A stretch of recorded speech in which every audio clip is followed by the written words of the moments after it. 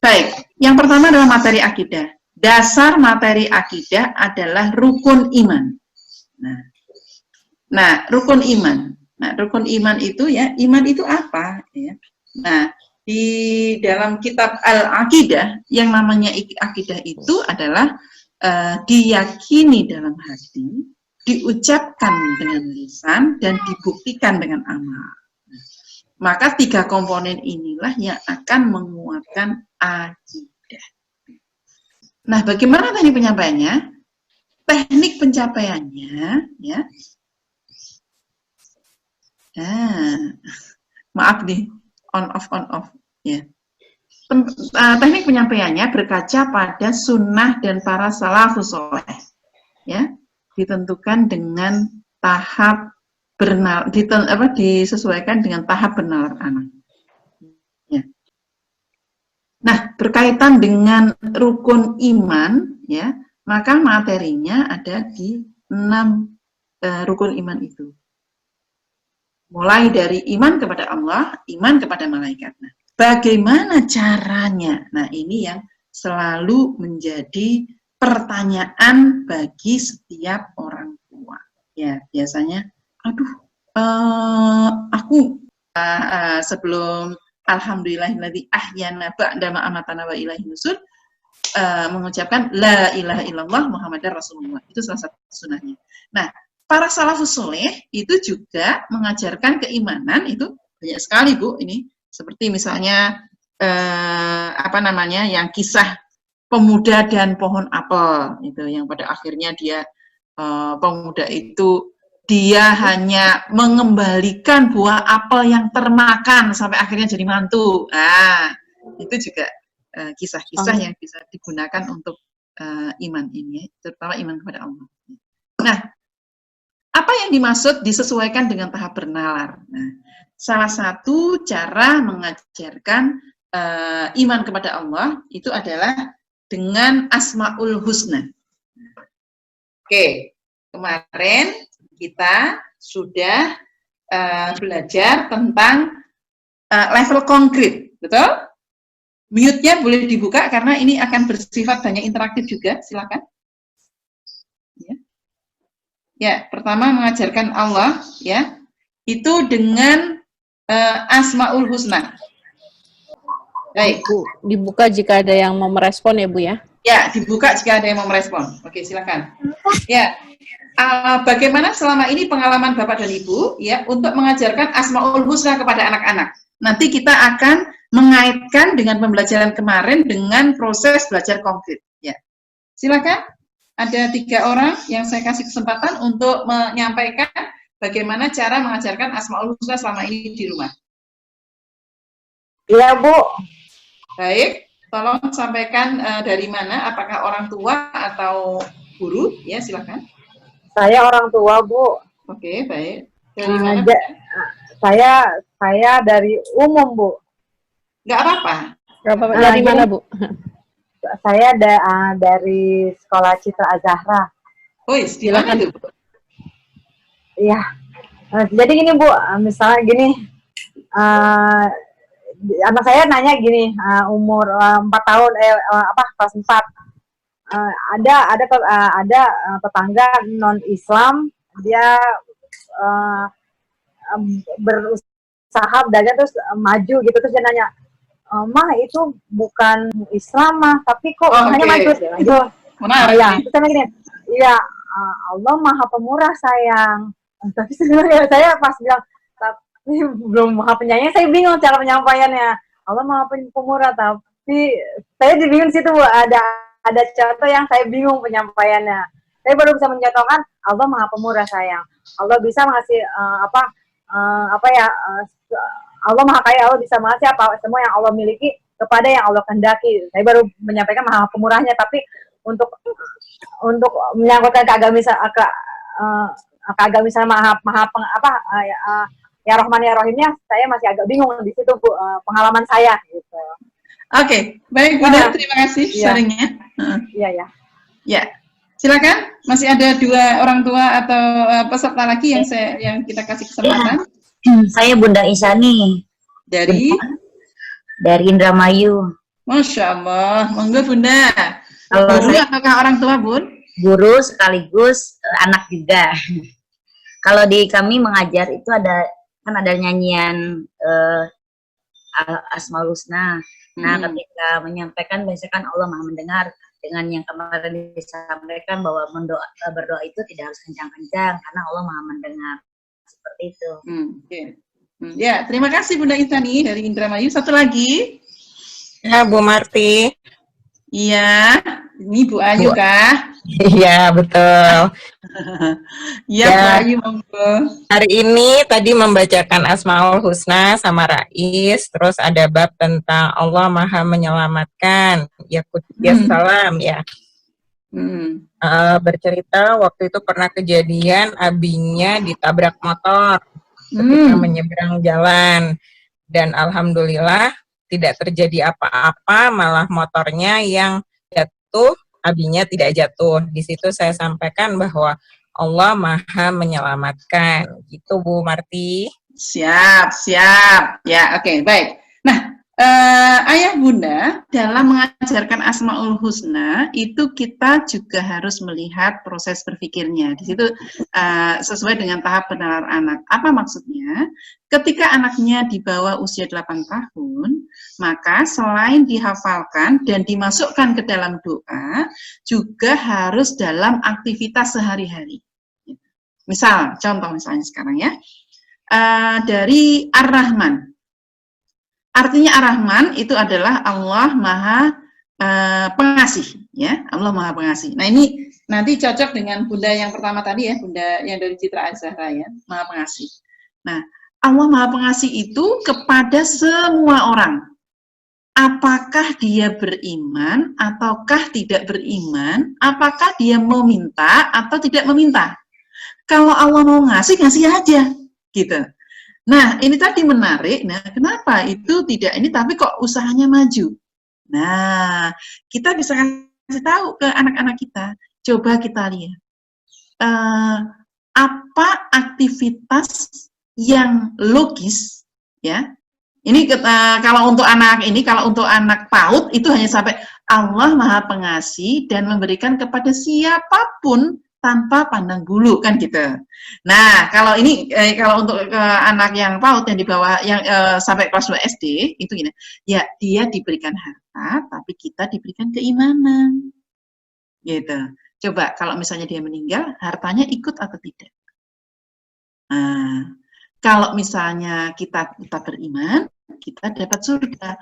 Kalau misalnya ini dia dapat surga atau tidak? Nah, gitu Bu. Jadi yang deket-deket aja dan yang oh iya, kita syukur karena kita sebagai seorang Muslim itu lebih berharga daripada harta benda. Nah, ini harus menjadi perhatian untuk bagi anak-anak yang di bawah 8 tahun. Nah, untuk yang di atas 8 tahun,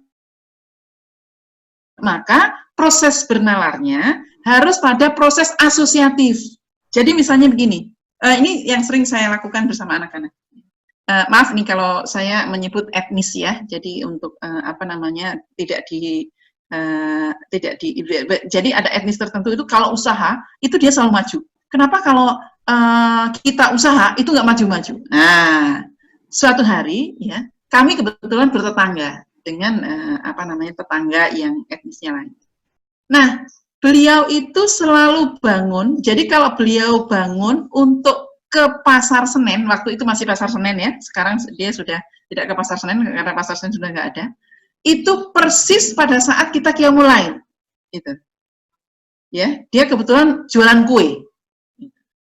Nah, terus saya tanya ke anak saya, dia punya pengorbanan, ya, dia punya kesungguhan, itu ya, kesungguhan. Ketika kalian masih tidur, ketika orang-orang lain tidur, dia bekerja. Kalau sekarang ini dia mendapatkan hasilnya, ya, itu Allah adil nggak? Kalau untuk yang sudah mulai bernalar begitu, Bu. Oh, iya. Jadi artinya apa? Bukan karena masalah agama, tapi apakah ada prasyarat-prasyarat yang sudah kita lakukan untuk memantaskan, mencapaikan ke sana? Itu. Ya. Nah, terus ada lagi nih Bu, yang lebih gede lagi nih ya, yang udah dewasa. Itu yang sudah sering tuh, yang sudah sering. Terus selalu begini, Bu Marti, kenapa ya?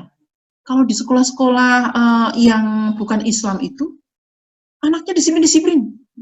Tapi kenapa kalau di sekolah Islam itu nggak disiplin? Oke? Terus saya tanya lagi, sekolah Islam yang mana? Ya banyak, sekolah Islam nggak banyak nggak disiplin, jorok. Ya, itu lembaga atau Islamnya? Oh gitu ya. Nah, biasanya langsung begitu. Jadi kalau sampai saat ini, ya, jadi keimanan itu Bapak dan Ibu, ya, itu tercerminnya pada adab dan ibadah. Adab itu adanya pada perilaku. Ibadah itu adanya pada peribadatan.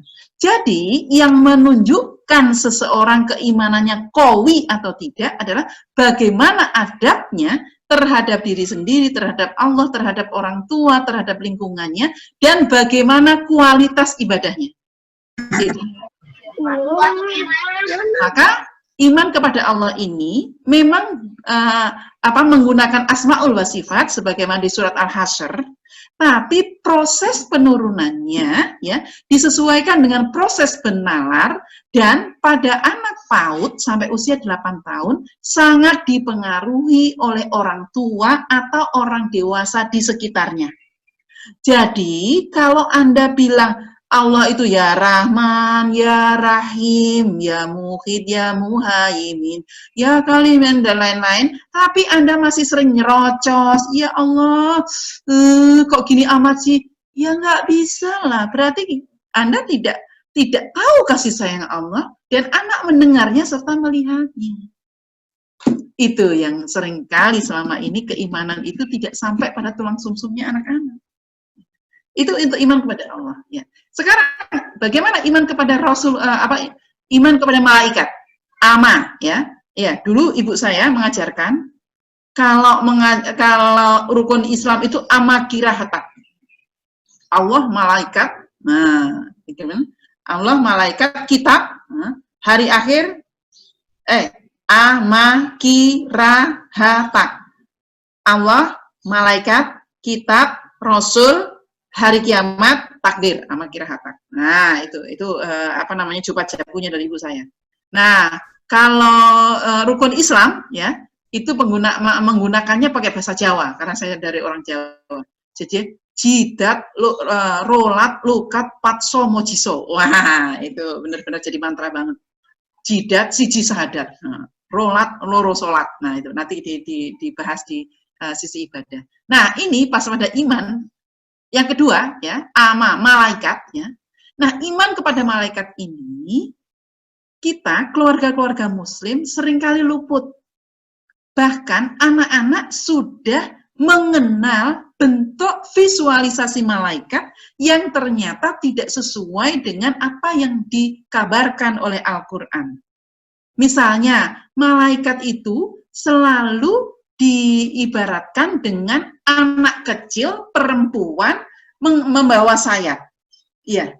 Nah, berarti kan malaikat perempuan dong kalau wajahnya perempuan. Nah, padahal di di dalam Al-Qur'an itu ya, di An-Nazi'at dan lain-lain itu disebutkan bahwa sayapnya malaikat itu adalah dari ujung barat ke ujung timur bumi.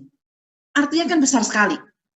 Nah, disinilah proses bernalar imajinatif itu akan diajarkan kepada anak-anak. Jadi keimanan itu memang proses imajinatif yang harus banyak berkecamuk. Nah, nanti kan, harus konkret. Iya, konkret itu tidak harus bisa diindra. Ada konkret yang tidak diindra, itulah keimanan. Ya. Jadi, kalau Anda mengatakan bahwa konkret itu bisa diindra, maka Anda menyamakan keimanan itu dengan kemanusiaan. Padahal urusan keimanan ini adalah urusan ketuhanan. Nah, ini yang menarik nih, yang ingin coba saya kulik. Ya, kayak misalnya nanti ketika ada pertanyaan dari anak-anak gitu ya, misalnya Allah gitu ya, kembali kepada Allah sebentar misalnya. Bun, kenapa Allah itu nggak tidur? Ya kalau Allah tidur kan berarti sama dengan manusia. Kalau sama dengan manusia, kenapa kita harus meminta kepada yang sama dengan manusia? Nah, itu. Terus ada yang nanya misalnya, rumahnya Allah itu di mana, Bun? Nah, kalau rumah itu yang punya rumah itu manusia. Gitu. Waalaikumsalam. Jadi, sebentar, saya kira, tolong ada tamu. Ya. Jadi, Bapak dan Ibu, yang menjadi persoalan, Pak Iruduna, yang menjadi persoalan adalah bahwa ada salah satu asmaul wa sifat yang namanya adalah berbeda dengan makhluknya. Maka ketika berbeda dengan makhluknya, itu akan berpengaruh terhadap semua aktivitas dan semua bentuknya. Jadi, kalau ada yang tanya juga, bagaimana bentuknya Allah? Jangan bilang nggak tahu. Allah yang lebih tahu tentang dirinya. Karena apa? Allah berbeda dengan kita. Jadi konsep berbeda itu yang harus diturunkan kepada anak-anak. Itu untuk yang anak usia 0 sampai 8 tahun.